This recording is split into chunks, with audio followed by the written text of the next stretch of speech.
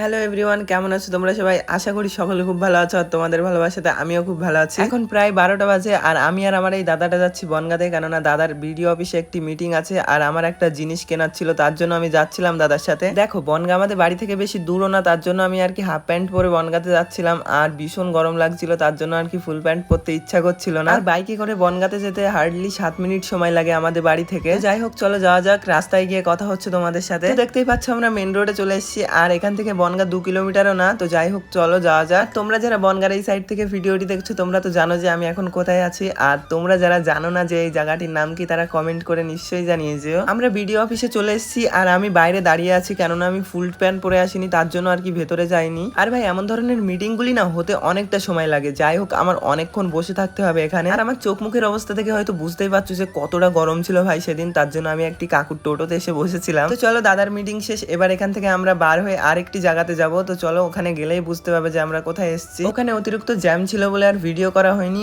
আর আমি ওখান থেকে চলে এসেছিলাম এই ফোনের দোকানে, কেননা আমার ফোনের জন্য কভার কিনতে হবে। আর আমি সিলিকনের যে কভারটি খুঁজছিলাম এখানে ছিল না, তার জন্য আমরা এখান থেকে বার হয়ে এসেছিলাম আরেকটি দোকানে যাওয়ার জন্য। দেখো বাইক গাইস 3-4 জায়গায় খুঁজে পেলাম না কভারটা, তো এক্সপেন্সিভ কভার।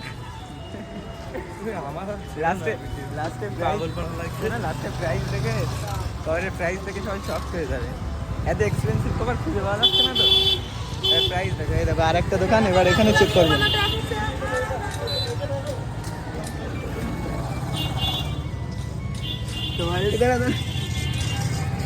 অনেকদিন পর আর করে 50 পয়সা খুবই সাধারণ একটি বিষয়। 50 পয়সা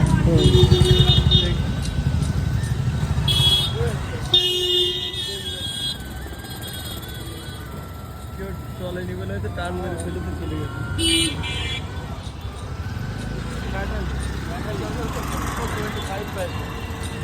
আর এখানে আসার পর দাদা আমাদের অনেক কভার দেখালো, কিন্তু ভাই একটাও পছন্দ হলো না, কেননা আমার যে কভারটা আর কি ভালো লাগে সেটা এখানে ছিল না। আর আইফোন 13 এর এই কালারটি কেমন লাগে তোমরা সবাই কমেন্ট করে নিশ্চয়ই জানিয়ে যেও। আর দাদার এখানে ভালো ভালো কভার ছিল না এমন কিছু না, এখানেও ছিল ভালো ভালো কভার, কিন্তু আমি যে কভারটি আর কি দেখেছিলাম ওটা এখানে ছিল না, তার জন্য আর কি আমরা ওখান থেকে বার হয়ে এসেছিলাম। আর চলো ভিডিওটি বেশি বড় করবো না, ভিডিওটি লাস্ট পর্যন্ত দেখে থাকলে কমেন্ট করে নিশ্চয়ই জানিয়ে যেও। ততক্ষণের জন্য টাটা।